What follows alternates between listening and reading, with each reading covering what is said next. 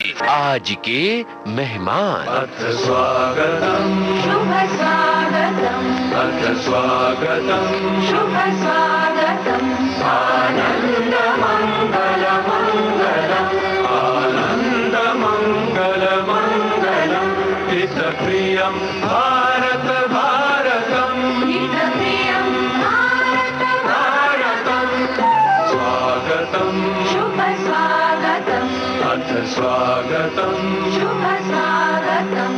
आज के हमारे मेहमान हैं निर्माता निर्देशक विपुल शाह। विपुल शाह से बातचीत करेंगी ममता सिंह। तो आइए सुनते हैं ये बातचीत।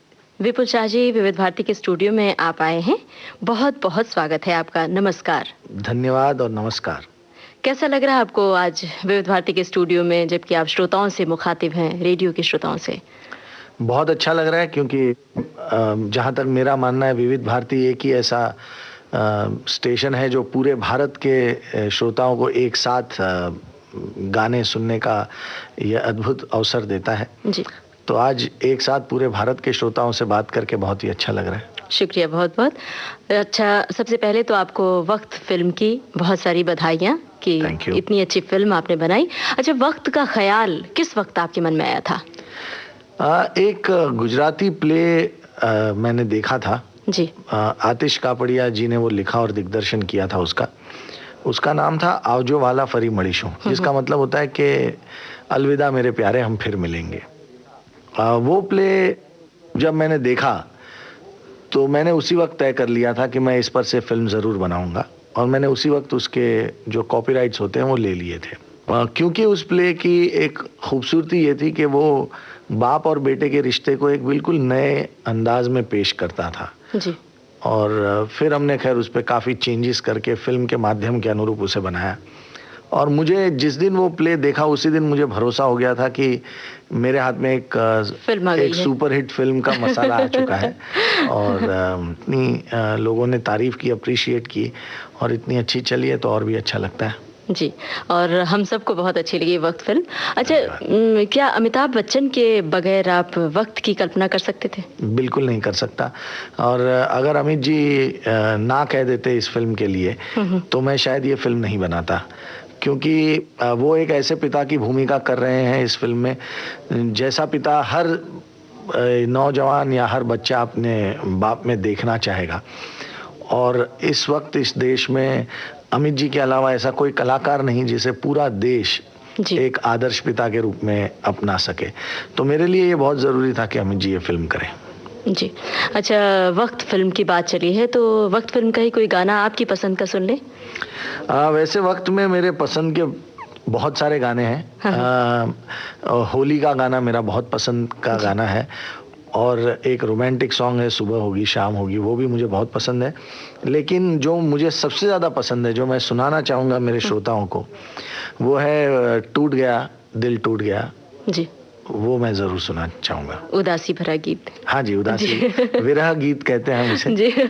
लेकिन वो रस बहुत ज़रूरी है जी। तो सुनते हैं वक्त फिल्म का ये गाना। अपना दर्द कोई जाने ना,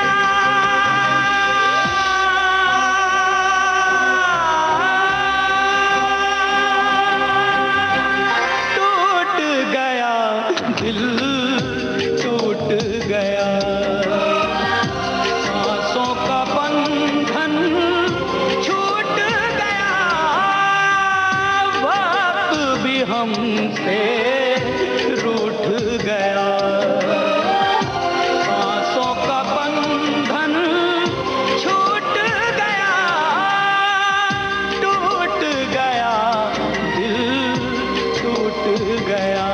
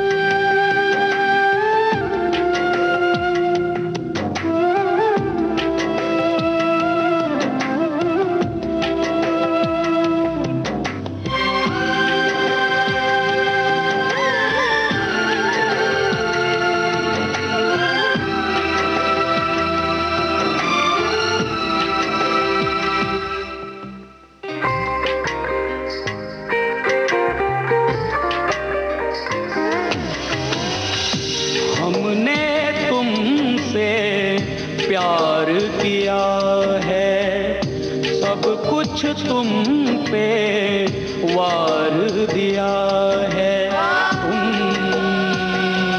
जानो ना।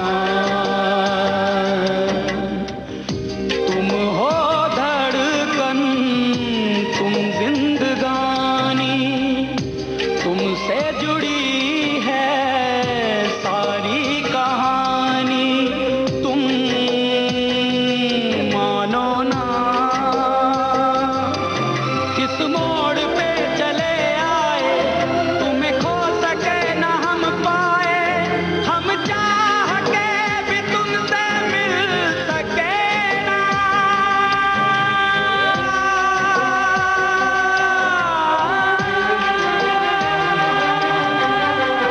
टूट गया दिल, टूट गया।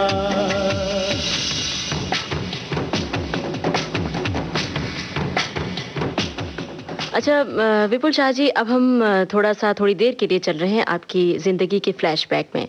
ज़रा पहले अपने बचपन के बारे में बताइए कि कैसा था आपका बचपन, स्टूडेंट लाइफ कैसी थी आपकी? मैं बचपन में बहुत ही शरारती लड़का था और देख के नहीं लग रहा लेकिन आपको।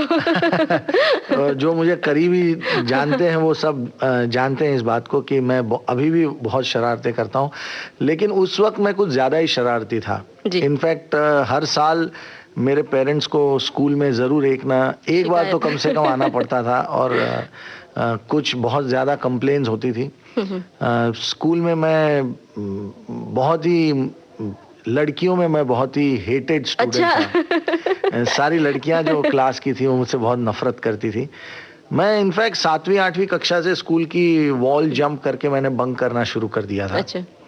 और जब मैं कॉलेज में आया तो मुझे फर्स्ट डे कॉलेज में सस्पेंड कर दिया गया था, क्योंकि मैंने फर्स्ट डे कॉलेज में आते ही मैंने पहले ही लेक्चर में मैंने चैलेंज लिया था कि मैं ये लेक्चर फर्स्ट रो में बैठ के बंक करूंगा। अच्छा। तो टीचर जैसे ही मुड़े मैं उठ के निकल गया और वहां तो निकल गया, लेकिन जब बाहर आया तो हमारे जो सीनियर प्रोफेसर थे वो एक राउंड लगा रहे थे, फर्स्ट डे था कॉलेज का, उन्होंने मुझे पकड़ लिया। तो पहले ही दिन मैं सस्पेंड हो गया। तो ये कुछ मेरे बचपन से जुड़ा हुआ मेरा ये है। मैं बहुत ज़्यादा शरारत करता था, मेरे फैमिली वाले बहुत परेशान रहते थे और अक्सर मुझे बहुत चोटें लगती थी, क्योंकि मैं बहुत स्पोर्ट्स में बहुत इंटरेस्ट रखता था मैं और एडवेंचर बहुत करता था। जी। एक बहुत मज़ेदार किस्सा है कि हम चौथे फ्लोर पे रहते हैं, चौथे माले पर, और हमारे बिल्डिंग में बहुत सारे पेड़ हुआ करते थे। तो एक दिन मेरे पिताजी दोपहर को घर आए खाना खाने। हमारा जो कारोबार था वो बिल्कुल घर के नज़दीक था। तो वो जब खिड़की में से उन्होंने बाहर देखा तो उन्होंने सामने नारियल के पेड़ पे मुझे देखा, चौथे फ्लोर पे। तो वो कुछ उन्हें लगा वो जोर से कुछ बोलेंगे, मैं डर जाऊंगा, हाथ छोड़ दूंगा तो गिर सकता हूँ। तो वो चुपचाप आके नीचे खड़े हो गए जी। और मेरा ये रोज का कार्यक्रम था कि मैं ऊपर चढ़ के एक नारियल जरूर तोड़ता। तो बहुत पिटाई हुई उस दिन। तो ये ऐसा कुछ मेरा हर रोज कुछ ना कुछ होता था। तो तकरीबन एवरी डे हर रोज मैंने कोई ना कोई पनिशमेंट झेला है जी। तो ये कह सकता हूँ कि बहुत ही शरारती बचपन रहा। शायद वही बचपन की शरारत और जो पनिशमेंट था और आज आपकी फिल्मों में वो मजबूती के रूप में आता है और कॉमेडी के रूप में आता है, यूं कहें। जहाँ तक ह्यूमर का सवाल है, मुझे लगता है कि वो थिएटर करने के साथ साथ वो मुझ में पनपता गया जी, धीरे-धीरे आगे। मेरे जो राइटर हैं आतिश कापड़िया, जिन्होंने आंखें और वक्त दोनों फिल्में लिखी, वो ह्यूमर में मेरे हिसाब से भारत में आज सबसे श्रेष्ठ लेखक हैं जो सबसे अच्छा ह्यूमर लिखते हैं। तो हम दोनों की टीम एक ह्यूमर अचीव करने में काफी सक्सेसफुल रही जी। अच्छा, परफॉर्मिंग आर्ट की ओर, मतलब परफॉर्मिंग आर्ट की दुनिया में आप कब आए, कैसे आए? मैं स्कूल से ही इन सब चीज़ों में हिस्सा लेता था। मैंने स्टेट लेवल पे बहुत सारे अवार्ड्स जीते थे, इलोक्यूशन कंपटीशन और एक्टिंग के, और तो वो मेरा पहले से एक रुचि थी। जब मैं कॉलेज में गया, विले पार्ले बम्बई में एक नरसिम्हा मुंजी college of commerce and economics है, वहाँ जब मैंने दाखिला लिया तो वहाँ पे महेंद्र जोशी करके हमारे डायरेक्टर थे, उनके साथ इंटर कॉलेजिएट कॉम्पिटिशन में प्ले करना शुरू किया। वहाँ से पृथ्वी थिएटर, जो कि हमारा एक्सपेरिमेंटल थिएटर है बम्बई का, वहाँ पे प्ले शुरू किया और वहाँ से धीरे धीरे प्रोफेशनली इस करियर को एक्सेप्ट किया। जी। अच्छा, आगे बढ़ने से पहले थिएटर की बात चली है, थिएटर के बारे में हमें बातें करनी बहुत सारी, एक गाना सुन लें आपकी पसंद का। मैं बंटी और बबली का कजरारे कजरारे जरूर सुनाना चाहूंगा प्रेक्षकों को। सुनते हैं। मेरा चैन वैन सब उजड़ा, जालिम नजर हटा ले। मेरा चैन वैन सब उजड़ा, जालिम नजर हटा ले। बर्बाद हो रहे हैं जी, बर्बाद हो रहे हैं जी तेरे अपने शहर वाले। मेरा चैन वैन सब उजड़ा, जालिम नजर हटा ले। बर्बाद हो रहे हैं जी तेरे अपने शहर वाले। हाँ, मेरी अंगड़ाई न टूटे तू आजा, मेरी अंगड़ाई न टूटे तू आजा। कजरारे कजरारे कजरारे तेरे कारे कारे नैना। कजरारे कजरारे तेरे कारे कारे नैना। ओ कजरारे कजरारे तेरे कारे कारे नैना। कजरारे कजरारे तेरे कारे कारे नैना। ओ मेरे नैना, मेरे नैना, मेरे नैना जुड़वा नैना। कजरारे कजरारे तेरे कारे कारे नैना।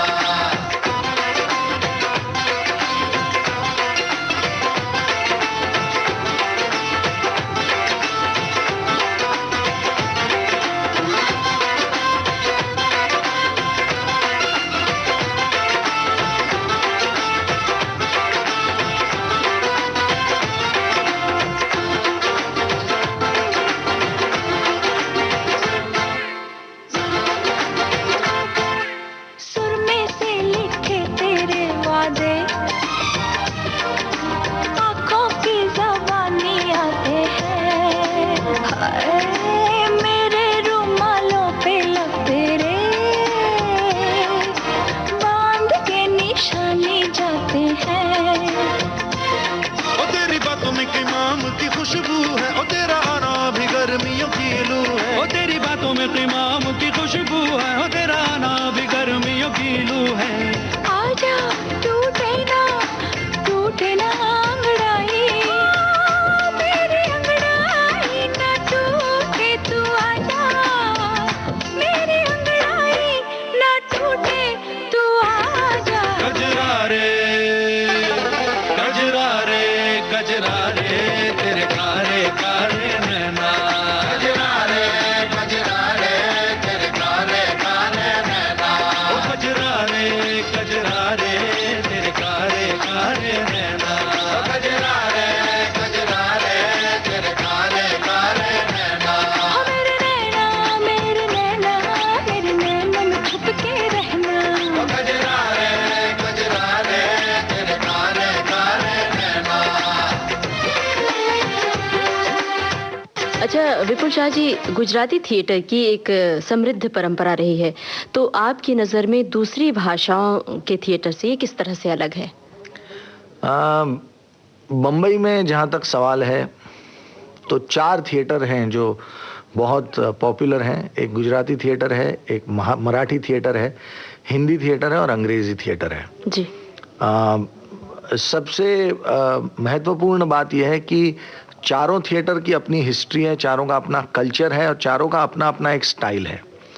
जो गुजराती थिएटर से मैंने सीखा और जो मुझे लगा कि बहुत ज़रूरी है वो ये था कि हम जो भी स्क्रिप्ट करते थे, एक बेसिक हमारा प्लेटफॉर्म बहुत दिमाग में क्लियर होता था कि हम जो भी एक अच्छी सेंसिबल स्क्रिप्ट करेंगे उसे हम एक एंटरटेनमेंट के फॉर्म में पेश करेंगे। हम कोशिश करेंगे कि ज़्यादा से ज़्यादा लोग उसे एंजॉय करें, क्योंकि मैं ऐसा मानता हूं कि मैं अगर कोई ऐसी फिल्म बनाऊं जो बहुत अच्छी हो जी। लेकिन उसे देखने के लिए कोई आए नहीं ऑडियंस में, सही बात। तो वो फिल्म बनाने का जो पूरा बेसिक पर्पस है वही मार खा जाता है। जैसे वक्त है, मैं चाहता तो वक्त में ह्यूमर ना डाल के उसे बड़ी सीरियस फिल्म बना सकता था, सही बात। लेकिन मुझे लगता है कि ऐसा करने से ऑडियंस का जो ऑडियंस की जो तादाद है वो कम हो जाती है। तो जो मैसेज हम पहुंचाना चाहते हैं उसे एक बहुत ही रंगीन, कलरफुल और एक एंटरटेनमेंट के फॉर्म में लोगों तक पहुंचाने का जो एक सीख मुझे गुजराती थिएटर से मिली, मुझे लगता है वो एक एलिमेंट ऐसा है जो गुजराती थिएटर को बाकी सारे थिएटर से अलग करता है। जी। अच्छा, एक अच्छा डायरेक्टर बनाने में थिएटर का कितना योगदान रहा है आपको, एक अच्छा डायरेक्टर बनाने में? मुझे ये नहीं मालूम कि मैं अच्छा डायरेक्टर हूँ लेकिन हम लोग कह रहे हैं आप अच्छे डायरेक्टर अगर ऐसा है तो मुझे लगता है कि सारा ही श्रेय थिएटर को जाता है जी। क्योंकि वो मेरे बुनियादी साल थे और मैंने डायरेक्शन में कोई ट्रेनिंग नहीं ली और ना मैंने किसी को असिस्ट किया है। तो जो कुछ भी मैंने सीखा है वो थिएटर में काम करते करते सीखा है जी। तो मैं समझता हूँ कि बहुत बड़ा श्रेय है गुजराती थिएटर को, मेरी जो भी डायरेक्शन की समझ है उसके लिए। और फिर उसे टेलीविज़न ने बहुत संवारा क्योंकि उस इलेक्ट्रॉनिक माध्यम में कैसे टेक्निक को यूज़ किया जाता है जो थिएटर में नहीं हो सकता जी। वो ज्ञान मुझे टेलीविज़न ने बहुत दिया, खास करके एक महलो सपनों का, क्योंकि वो 1000 एपिसोड चली थी और अल्पविराम जो कि एक बहुत ही सीरियस सब्जेक्ट था उस ज़माने में। इन दो शोज़ ने मुझे बहुत सिखाया और खैर अब अभी भी सीख ही रहा हूँ, तो देखिए अब आगे क्या होता है। अच्छा, उन दिनों जब थिएटर के दिन थे आपके, तो कौन कौन से महत्वपूर्ण नाटक किए थे, कुछ याद है इस वक्त? मैंने शुरुआत की जब पृथ्वी थिएटर में, तो क्योंकि मैं गुजराती भाषा में थिएटर करता था तो महेंद्र जोशी के साथ मैंने एक प्ले किया था ताथैया। ताथैया एक ऐसा नाटक था जो हमारी सोसाइटी में जब मौत होती है तो मौत के साथ जुड़े हुए बहुत सारे ऐसे प्रसंग हैं जिसके ऊपर वो एक ब्लैक ह्यूमर था, एक सटायर था जी। एक मजाक था हमारी सोसाइटी के इमोशंस का, जिस तरीके से हम मौत का मजाक कर देते हैं, क्रूडली उसे जिस तरह करते, वो एक बहुत ही महत्वपूर्ण प्ले था। एक प्ले मैंने किया था बॉमन, और एक केसर भीना करके प्ले था। केसर भीना वो बहुत इम्पोर्टेंट प्ले था। उसके बाद मैंने खुद के अपने जो प्ले किए, एक था उसमें से आंधड़ो पाटो जिस पर से मैंने आंखें फिल्म बनाई, एक एक्शन रिप्ले करके प्ले था जिस पर से मैं फ्यूचर में एक फिल्म बनाना चाहता हूँ, और एक मुक्ति बंधन करके प्ले था जो एक बहुत ही संजीदा प्ले था, एक ट्रू स्टोरी थी। पार्किंसंस के डिजीज की जो पहली बार दवाई खोजी गई उस पृष्ठभूमि पे वो प्ले था, तो वो बहुत महत्वपूर्ण प्ले रहे। जी। अच्छा, ये तो महत्वपूर्ण नाटक थे आपके और आंखें फिल्म की बातें हमें करनी है, लेकिन उससे पहले उन दिनों की याद में, थिएटर के दिनों की याद में कोई गाना आप सुनवाना चाहेंगे हमारे श्रोताओं को? एक फिल्म है 10 जी, उसका एक टाइटल सॉन्ग है 10 बहाने करके ले गए दिल जी। वो मैं जरूर सुनाना चाहूंगा। सुनते हैं ये गाना।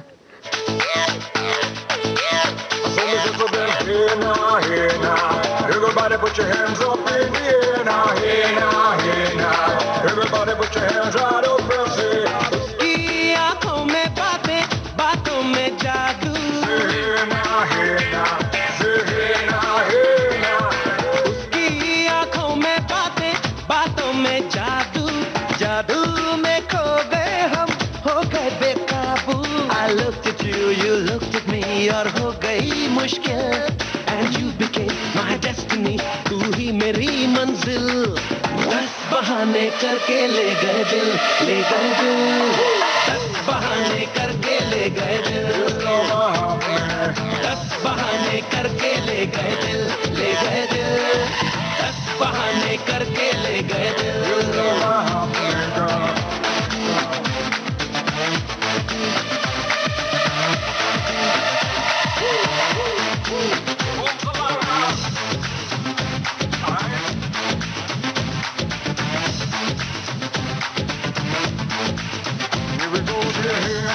Hey now, everybody put their hands up in the air now, hey now, hey now. Everybody put their hands all up and say, ये दिल तो पहले ऐसा नहीं था, किसने बहकाया ऐसा सपना दिखाया क्यों?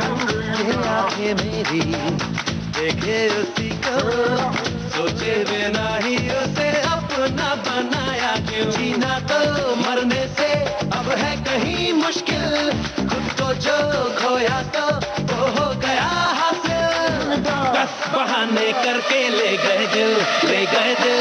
10 बहाने करके ले गए दिल।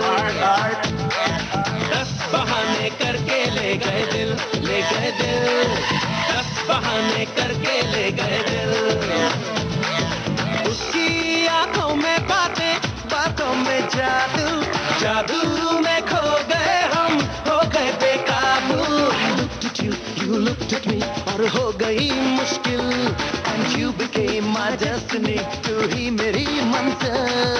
10 बहाने करके ले गए दिल, ले गए दिल, 10 बहाने करके ले गए दिल, 10 बहाने करके ले गए दिल, ले गए दिल, 10 बहाने करके ले गए दिल। Hey now, everybody put your hands up in the air now, hey now, hey now, everybody put your hands all up in the air. 10 बहाने करके ले गए दिल, ले गए दिल, 10 बहाने करके ले गए दिल, 10 बहाने करके ले गए दिल, ले गए दिल, 10 बहाने करके ले गए दिल।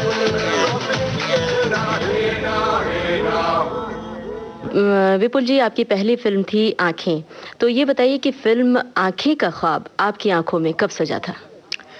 एक बहुत ही अजीब सा इत्तेफाक है।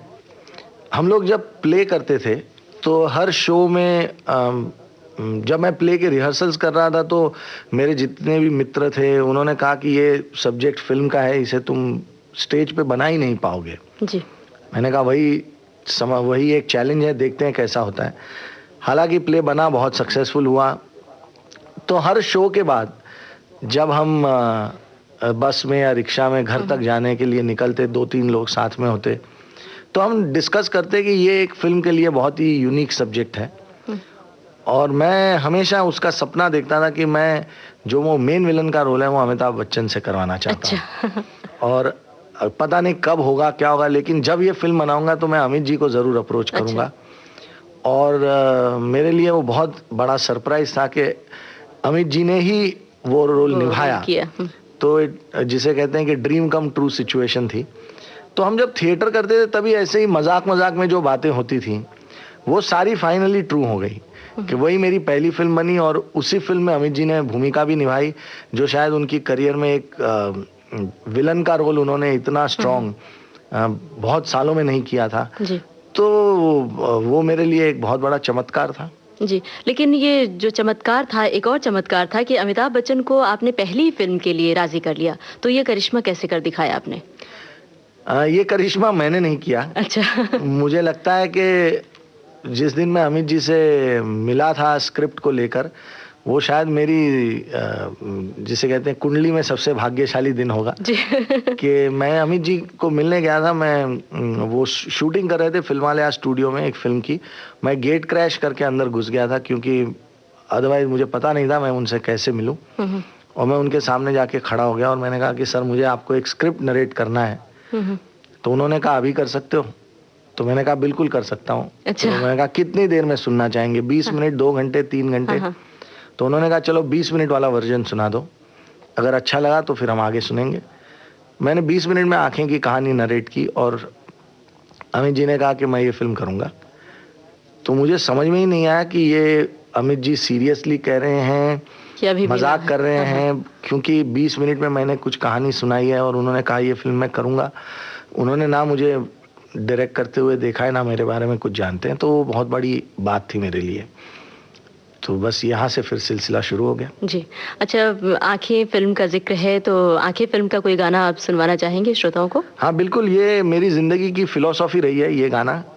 हालांकि फिल्म में बहुत मजाकिया नोट पे आता है, पर मैं वो बड़ा पॉजिटिव सुर का गाना है। फटेला जेब सिल जाएगा, जो चाहेगा मिल जाएगा। तो ये हमारी फिलॉसफी थी कड़की के दिनों में जी। तो ये गाना जरूर सुनाना चाहूंगा मैं। फटेला जेब सिल जाएगा, जो चाहेगा मिल जाएगा, तेरे भी दिन आएंगे छोट, अच्छा खासा हिल जाएगा। रुकने का नहीं, थकने का नहीं, लाइफ में चलते रहने का, अरे भेजा क्यों सरकाने का, टेंशन काय को लेने का। फटेला जेब सिल जाएगा, जो चाहेगा मिल जाएगा, तेरे भी दिन आएंगे छोटे, अच्छा खासा हिल जाएगा। रुकने का नहीं, थकने का नहीं, लाइफ में चलते रहने का। और भेजा क्यों सरकाने का, सही बोलता है, सही बोलता है, टेंशन काय को लेने का, सही बोलता है, सही बोलता है।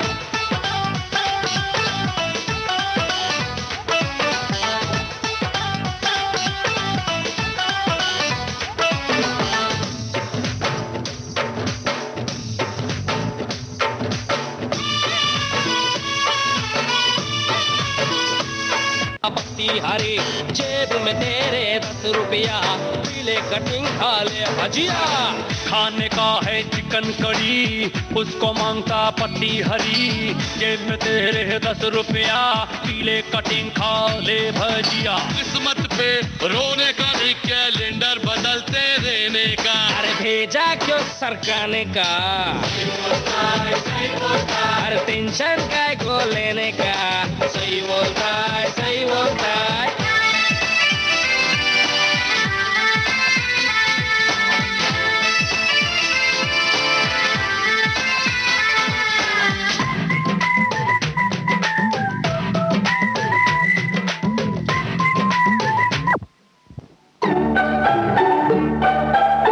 आप सुन रहे हैं विविध भारती।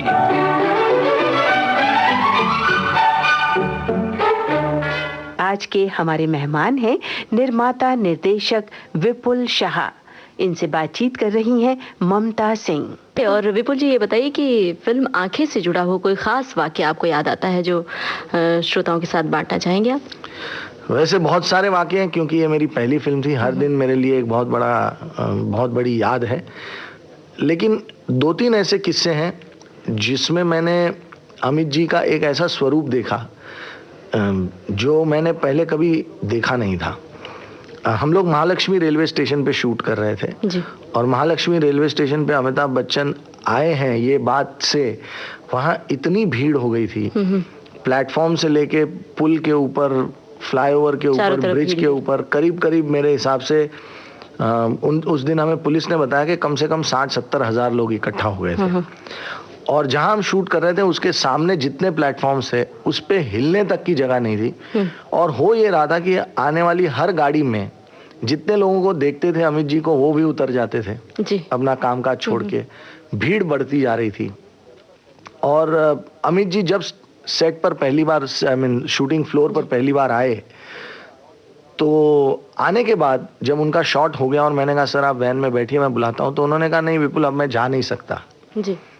क्योंकि अगर मैं यहाँ से जाऊँगा तो ये लोग पीछे भागेंगे, सामने ट्रैक है, ट्रेनें आ रही हैं और हो सकता है कि किसी का एक्सीडेंट हो जाए। तो मैंने कहा सर हमें तो पूरा दिन लगेगा, आप इतनी धूप में और इतनी बुरी हालत में कैसे बैठेंगे यहाँ पे जी। तो उन्होंने कहा वो जो है, लेकिन इतने सारे लोगों के साथ मैं ऐसा नहीं कर सकता, मैं जा नहीं सकता। तो उन्होंने फिर माइक हाथ में लिया और लोगों से विनती की कि देखो मैं यहाँ से जाने वाला नहीं हूँ, मैं पूरा दिन यहीं बैठा हूँ आपके सामने, लेकिन आप कोई भी ऐसा काम ना करिए जिससे आपको चोट लगे, कोई हादसा हो। ट्रेनें आ रही हैं, हर 2 मिनट पे ट्रेन आ रही है, आप धक्के ना मारे एक दूसरे को। मैं यहीं बैठा हूँ, आप बारी बारी से उस प्लेटफॉर्म से इस प्लेटफॉर्म पुल के जरिए आके मुझे मिल सकते हैं। तो इतने सारे काम के टेंशन के बीच भी उन्होंने इन सारे लोगों को संभाला और इतनी बड़ी भीड़ को संभालना, 60-70 हज़ार की भीड़ को संभालना। उस दिन हमें ऐसा लग रहा था कि पुलिस हमारा काम बंद करवा देगी, क्योंकि ये सिचुएशन आउट ऑफ कंट्रोल होता जा रहा है। और पुलिस बहुत प्रेशर में थी, क्योंकि 300 से ज़्यादा उन्होंने अपने लोग लगाए हुए थे, लेकिन मामला बेकाबू होता जा रहा था। बिकॉज एज आई सेड कि हर ट्रेन से लोग और उतर रहे थे। लेकिन मुझे नहीं लगता कि अगर अमित जी के अलावा और कोई भी स्टार होता तो वो शूटिंग में वहाँ कर पाता।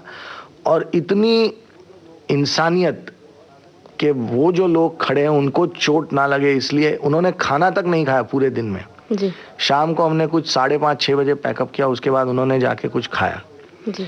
इतना डेडिकेशन और इतनी ऑनेस्टी अपने ऑडियंस के प्रति मैंने नहीं देखी किसी एक्टर में।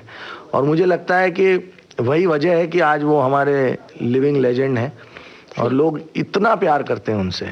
तो ये मेरे लिए एक ऐसा दिन था जो मैं कभी भूल नहीं सकता। जी। अच्छा, अमित जी की बात चल रही है और आपने अपनी शूटिंग की बात बताई, मतलब आंखें फिल्म पहली फिल्म थी, तो उससे जुड़ा हुआ और भी वाकया है वो सुनेंगे हम, लेकिन उससे पहले एक गाना सुन लें क्या? ज़रूर सुनना चाहिए। एक वैसा भी होता है पार्ट 2 करके एक फिल्म आई थी जी। उसमें एक गाना है जो अमित जी के लिए उसके पहले 3 बोल मुझे बहुत अप्रोप्रिएट लगते हैं, अल्लाह के बंदे जी। तो वो गाना मैं सुनाना चाहूँगा, अल्लाह के बंदे। ओ टूटा टूटा एक परिंदा ऐसे टूटा कि फिर जुड़ ना पाया, लूटा लूटा किसने उसको ऐसे लूटा कि फिर उड़ ना पाया, गिरता हुआ वो आसमां से आकर गिरा जमीन पर, ख्वाबों में फिर भी बादल ही थे वो कहता रहा मगर के अल्लाह के बंदे हंस दे, अल्लाह के बंदे, अल्लाह के बंदे हंस दे, जो भी हो कल फिर आएगा, अल्लाह के बंदे हंस दे, अल्लाह के बंदे, अल्लाह के बंदे हंस दे, जो भी हो कल फिर आएगा।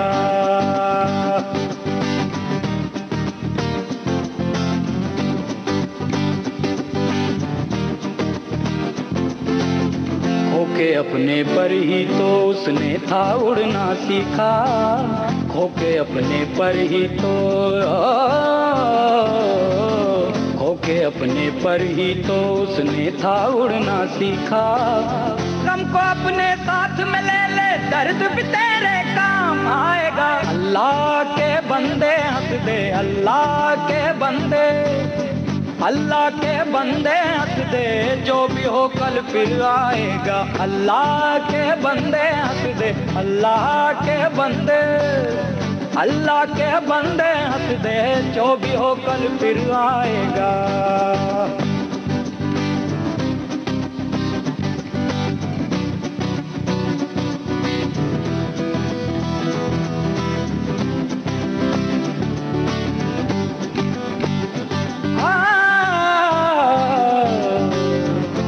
टुकड़े हो गया था हर सपना जब वो टूटा, टुकड़े टुकड़े हो गया था,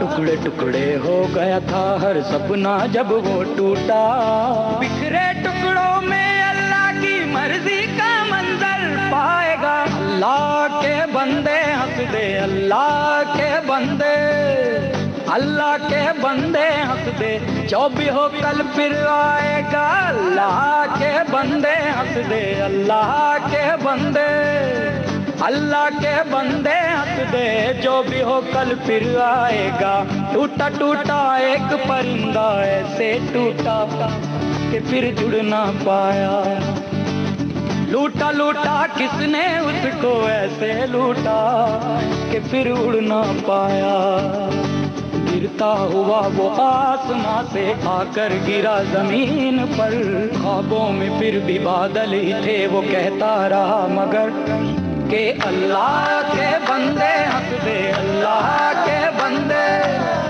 अल्लाह के बंदे हंस दे, जो भी हो कल फिर आएगा, अल्लाह के बंदे हंस दे, अल्लाह के बंदे, अल्लाह के बंदे हंस दे, जो भी हो कल फिर आएगा, अल्लाह के बंदे हंस दे, अल्लाह के बंदे, अल्लाह के बंदे हंस दे, जो भी हो कल फिर आएगा, अल्लाह के बंदे। शुरुआत में आपने टेलीविजन के लिए बहुत सारे सीरियल्स बनाए, आपने बताया भी, जिक्र भी किया, तो ये बताइए कि उन सीरियल्स को बनाते हुए आपकी किस तरह की यादें हैं, किस तरह का अनुभव रहा है?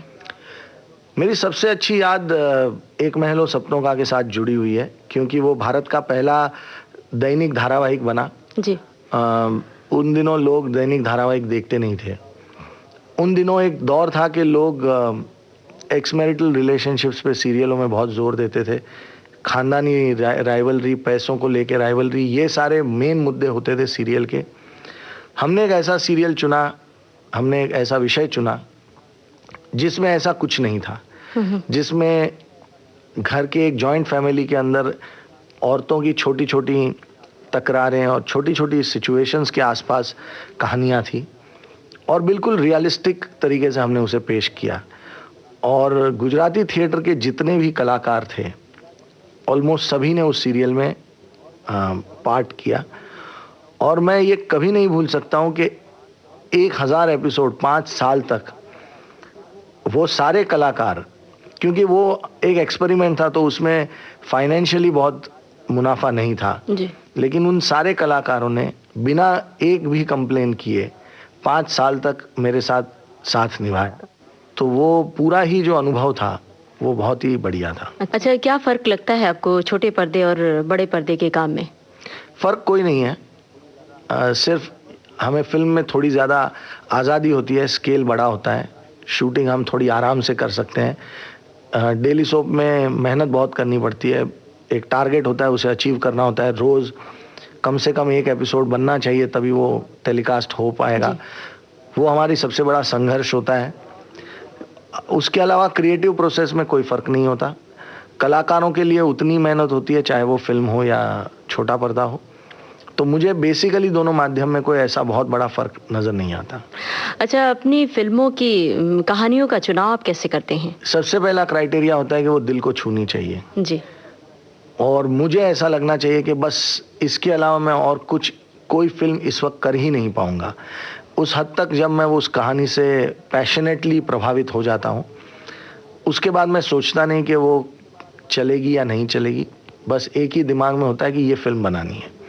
और मुझे लगता है वही एक वजह है कि मेरी फिल्में लोगों को पसंद आई हैं। मेरा कमिटमेंट और मेरा कन्विक्शन जो है वो लोगों ने एक्सेप्ट किया है जी। तो जब तक मैं कन्विंस नहीं होता, मेरा कमिटमेंट और कन्विक्शन उस एक सब्जेक्ट पे नहीं आता, तब तक मैं चैन नहीं करता। एक और मुद्दा खास होता है कि मैं, जैसे मैंने पहले आंखें की, फिर वक्त की, आंखें थ्रिलर थी, वक्त एक फैमिली फिल्म है, तो अब तीसरी फिल्म जो बनाऊंगा वो ना थ्रिलर होगी ना फैमिली फिल्म होगी, कोई नई दिशा होगी। कोई हर बार एक अलग फिल्म करने की कोशिश होती है, एक नया विषय, नया जॉनर ट्राई करने की कोशिश होती है। और इस वक्त के जो सामाजिक हमारे प्रॉब्लम्स हैं उनका अगर कोई छोटा सा रिफ्लेक्शन उसमें दिखाई दे तो और भी अच्छा। आपकी फिल्मों को देखते हुए ऐसा लगता है कि आपको कॉमेडी से कुछ ज्यादा ही लगाव है, तो इसकी क्या वजह है? हमारा जो माध्यम है वो मनोरंजन का माध्यम है और हमारी फिल्मों ने कॉमेडी को बहुत सालों तक इग्नोर किया, नज़रअंदाज किया और जब किया तो मजाक के ज़्यादा उसमें कोई बहुत दम था नहीं।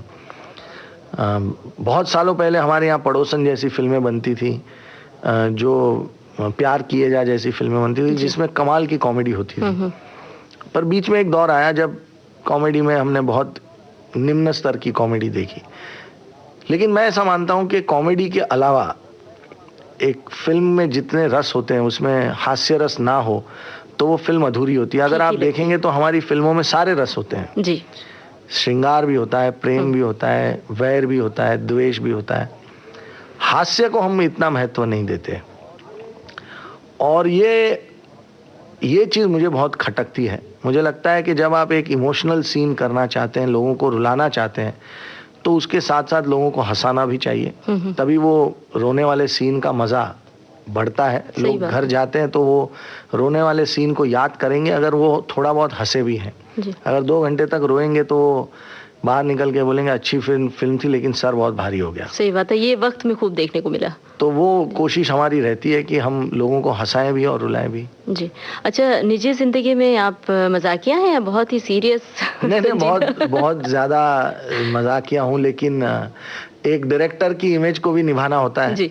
अगर मैं पूरा दिन मजाक करते रहूंगा तो मेरे एक्टर या मेरी ऑडियंस मुझे सीरियसली लेगी नहीं तो वो मुझे थोड़ा करना पड़ता है। लेकिन जो जैसे मैंने पहले भी कहा कि मैं बचपन से ही बहुत ज़्यादा शरारती हूँ और मेरे जो दोस्त हैं, करीबी लोग जो जानते हैं वो समझते हैं और जानते भी हैं कि मैं बहुत इजी गोइंग और मजाकिया फन लविंग आदमी हूँ जी। खैर, बचपन की शरारतों को सुनते हुए तो ऐसा मुझे भी लगा कि आप काफ़ी मजाकिया होंगे, वरना पहले तो हमें भी थोड़े से खौफजदा थे कि आप बहुत ही सीरियस इंसान हैं।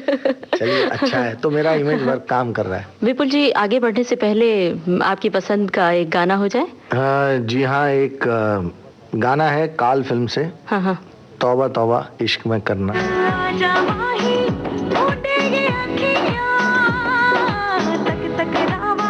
हाँ जाए मैं थकिया, तो गड़बड़ के पल पल में तरसूं, मिल जाओ तुम मिल जाए दुनिया। तू ही दीवानगी, तू ही आवारगी, रब्बा मेरे तू ही मेरी जिंदगी। तौबा तौबा इश्क में कर लिया, तौबा तौबा इश्क में कर लिया, तौबा तौबा इश्क में कर लिया, तौबा तौबा इश्क में कर लिया। My desire, take me higher, slowly, you're my pleasure, only treasure, you forever, slowly, feel the fire. My desire, take me higher, slowly, you're my pleasure, only treasure, you forever, slowly. One time.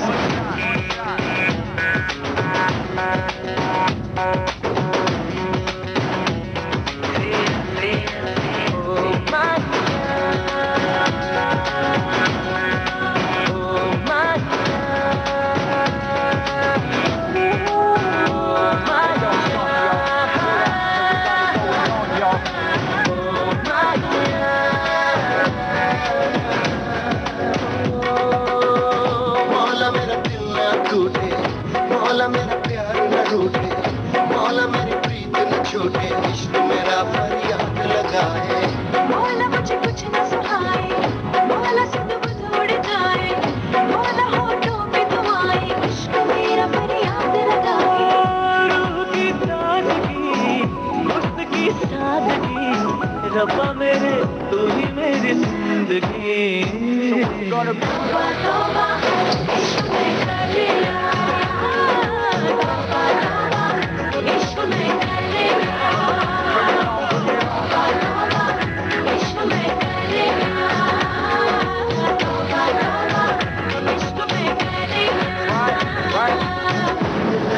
अच्छा विपुल जी, film वक्त में बोमन ईरानी और राजपाल यादव के जरिए आपने लोगों को खूब हंसाया, और बतौर निर्देशक इस फिल्म का कौन सा वो सीन है जो आपको गुदगुदाता है? अक्षय कुमार जो है वो शादी करके आए हैं प्रियंका के साथ, और इस घटना से पहले हम फिल्म में देखते हैं कि 2 या 3 बार ऐसा होता है जब बोमन ईरानी जी जो है वो अमिताभ बच्चन जी को बहुत चिढ़ाते हैं।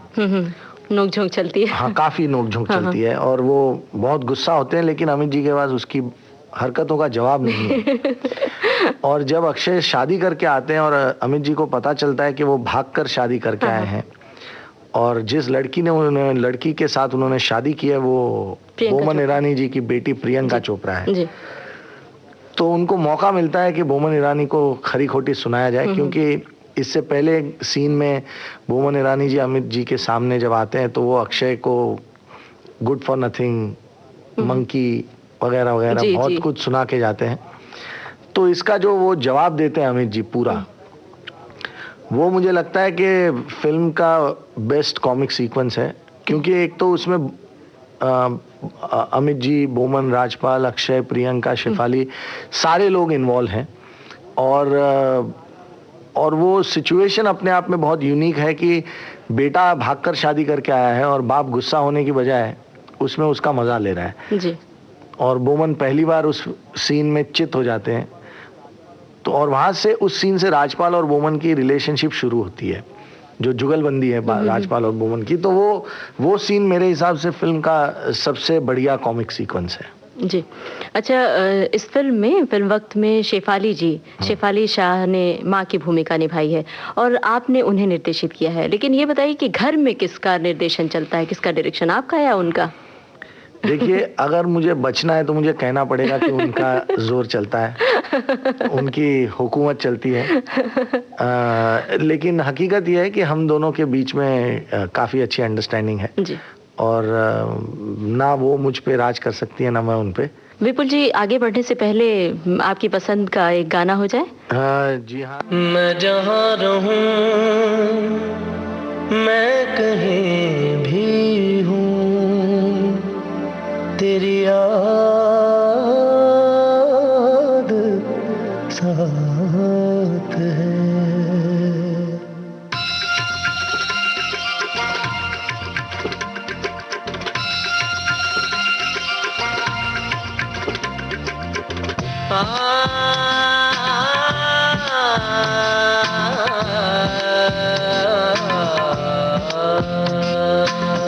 मैं जहाँ रहूं,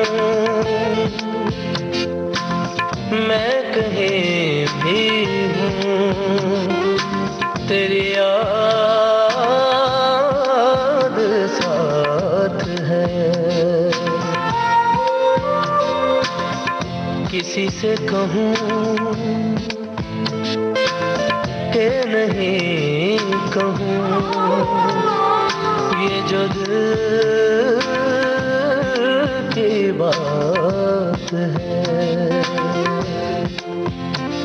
कहने को साथ अपने एक दुनिया चलती है, पर चुपके इस दिल में तन्हाई पलती है।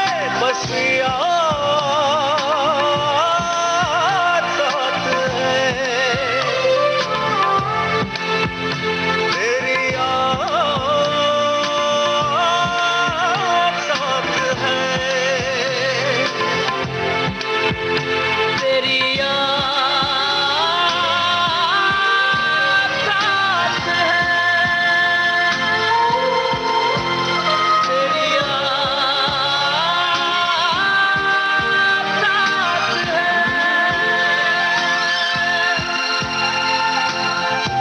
मैं जहाँ रहूं, मैं कहीं भी हूँ, तेरी याद साथ है।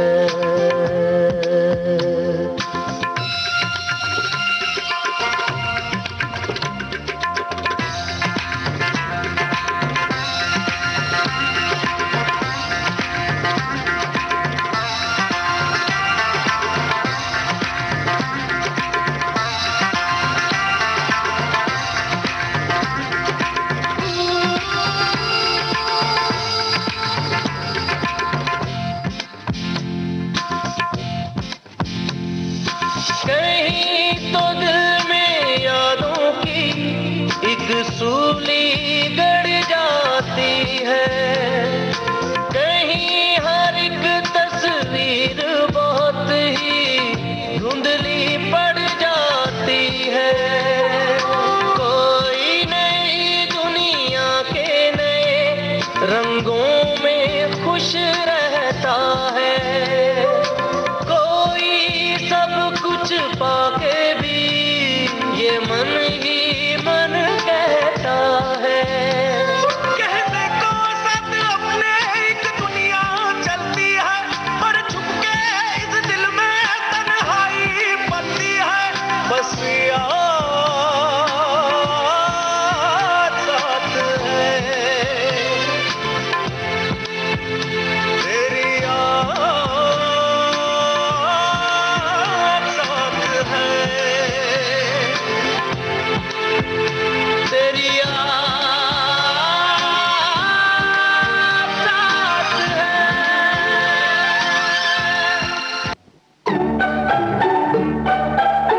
आप सुन रहे हैं विविध भारती।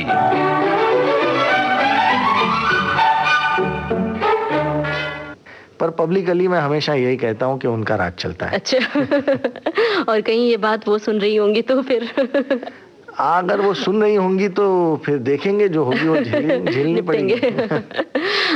हम लोग काफी लिबरेटेड हैं अपने ख्यालों में, तो एक दूसरे को जो जगह देनी चाहिए वो देते हैं। अच्छा, शेफाली जी से आपकी पहली मुलाकात कब हुई थी और शादी का जिक्र कैसे आया था, मतलब कैसे हुई थी फिर आपकी शादी? शेफाली से भी मैं गुजराती थिएटर से ही मिला हूँ जी। वो तो एक चाइल्ड आर्टिस्ट के स्वरूप में पहली बार लोगों के सामने आई थी, और उन्होंने भी काफ़ी गुजराती थिएटर किया था। इसके बाद हमने एक फिल्म की थी साथ में, दरिया छोरू, गुजराती फिल्म थी।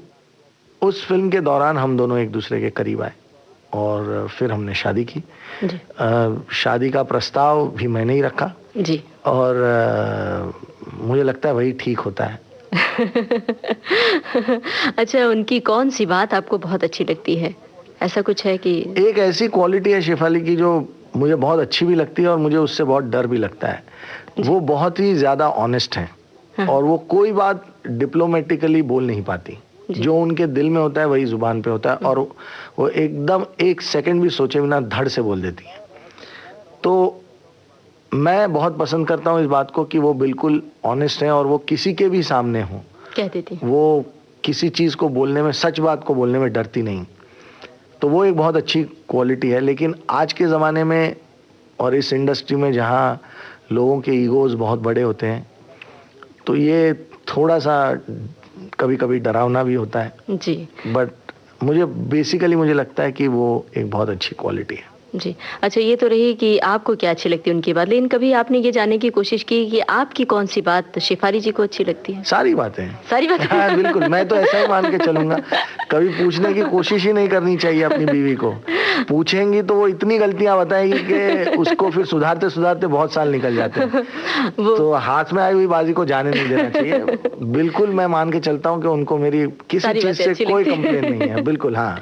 अच्छा शेफाली, जब विविध भारती के स्टूडियो में आएंगे तो खास तौर से ये सवाल हम उनसे जरूर पूछेंगे। हाँ, जरूर पूछिए। और मैं वो रेडियो प्रोग्राम सुनूंगा भी नहीं, क्योंकि सुनूंगा तो फिर वही सारी बातें हो जाएंगी ना, सुनना ही नहीं है। चलिए, बहुत अच्छा लग रहा है ये सब सुनते हुए, जानते हुए। तो अब इतनी सारी बातें शेफाली जी की चली हैं, तो शेफाली जी के लिए कोई गाना आप सुनवाना चाहेंगे? कौन सा गाना सुनवाएं? वैसे तो जो गाने मैं सोच के आया था उसमें से कोई गाना बिल्कुल फिट नहीं होता शेफाली पे, पर एक गाना है लकी फिल्म का, सुन जरा, वो मुझे लगता है कि बहुत अच्छा गाना है। सुन जरा सोनिए, सुन जरा, सुन जरा सोनिए, सुन जरा, सुन जरा सोनिए, सुन जरा, सुन जरा सोनिए, सुन जरा। आज खामोशियों से आ रही है सदा, धड़कने है दीवानी, दिल भी कुछ कह रहा है। सुन जरा सोनिए, सुन जरा, सुन जरा सोनिए, सुन जरा। आज खामोशियों से आ रही है सदा, धड़कने है दीवानी, दिल भी कुछ कह रहा है। सुन जरा सोनिए, सुन, सुन, सुन जरा।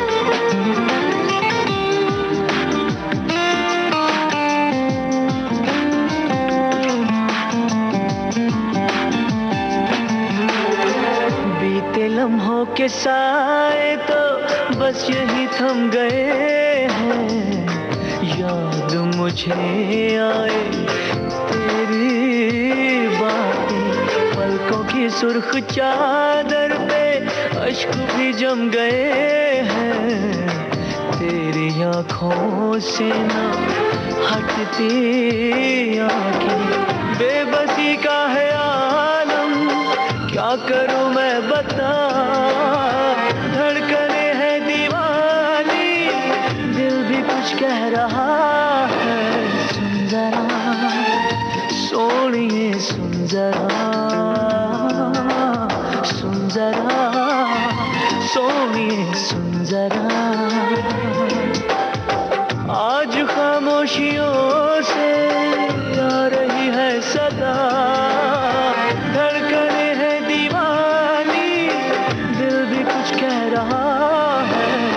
सुन जरा सोनिए, सुन जरा,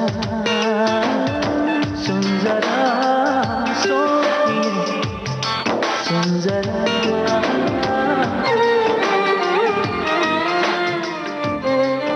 विपुल जी, आपकी दोनों फिल्मों वक्त और आंखें में बच्चन साहब हैं। एक युवा निर्देशक के रूप में कैसा रहा उनके साथ आपका अनुभव? सबसे अच्छी बात यह है कि जब मैं उनके साथ फिल्म कर रहा था तो पहले दिन जब अमित जी शूटिंग पे आने वाले थे तो मैं काफ़ी टेंशन में था, क्योंकि मुझे ऐसा लगता है कि कलाकार और दिग्दर्शक के बीच में जो पहले कुछ घंटे होते हैं वो उनकी रिलेशनशिप में जो विश्वास पैदा करना होता है उसके लिए बहुत ही ज़रूरी, बहुत अहम होते हैं। तो मैं सोच रहा था कि मैं कैसे करूँगा ताकि अमित जी को मुझ पे एक नए डायरेक्टर पे भरोसा हो जाए। जैसे ही वो सेट पे आए तो उन्होंने सबसे पहले आते ही मुझे कहा कि यार विपुल संभाल लेना मुझे।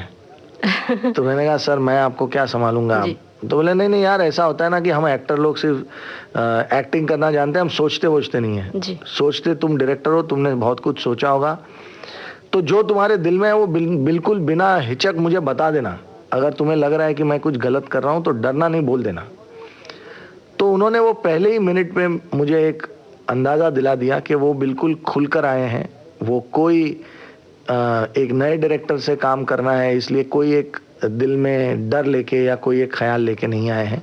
और उन्होंने आते ही मुझे एक ऐसे विश्वास का भरोसा दिलाया कि उसके बाद काम करना बहुत ही आसान हो गया। मुझे लगता है कि ये अपने आप में एक बहुत बड़ी बात है किसी भी कलाकार के लिए कि वो अपनी पोजीशन से बहुत जूनियर आदमी को कितना संभाल के साथ में लेके चलते हैं ताकि उसका जो कॉन्फिडेंस है वो टूटे नहीं और वो अपना बेस्ट परफॉर्मेंस दे पाए। हम ये जानना चाहते हैं विपुल जी कि जब आप शूट पर नहीं होते हैं, जब आप फिल्में नहीं कर रहे होते हैं, कुछ फिल्मों के बारे में सोच नहीं रहे होते हैं, तो उस वक्त आप क्या करते हैं? बाहर गांव घूमना बहुत पसंद करता हूं और उसके अलावा मुझे फिल्में देखने का बहुत शौक है। वैसे एडवेंचर स्पोर्ट्स में मेरी काफ़ी रुचि है, वो मैं बहुत एंजॉय करता हूँ। तो स्कूबा डाइविंग मेरा बहुत पसंदीदा शौक है। इसके अलावा पैराग्लाइडिंग है, ग्लाइडिंग है, ये सारे एडवेंचर स्पोर्ट्स में करना पसंद करता हूँ। इतने सारे शौक हैं आपके, एक शौक कुछ छूट तो नहीं रहा है कि शेफाली जी के साथ रसोई में कोई करामात कभी नहीं दिखाते? हाँ, वो मजबूरी है क्योंकि अगर बीवी को कभी खुश करना हो तो ये एक बहुत काम आता है, ऐसा हथकंडा है। विपुल जी, आप विविध भारती के स्टूडियो में आए और इतनी रोचक बातें हमें बताई। हमें उम्मीद है कि हमारे श्रोताओं को भी बहुत पसंद आई होंगी। मुझे यहाँ बुलाने के लिए और मुझसे ये सारी बातें करने के लिए आपका बहुत बहुत धन्यवाद। सारे श्रोताओं ने मेरी बातें सुनी, इसलिए उनका बहुत बहुत शुक्रिया। आज के हमारे मेहमान थे निर्माता निर्देशक विपुल शाह। विपुल शाह से बातचीत कर रही थी ममता सिंह। कार्यक्रम में प्रस्तुति सहयोग मीना नाइक का था और विविध भारती की ओर से इसे आपके लिए प्रस्तुत किया शकुंतला पंडित ने। आज के मेहमान। अथ स्वागतम शुभ स्वागतम, अथ स्वागतम शुभ स्वागतम।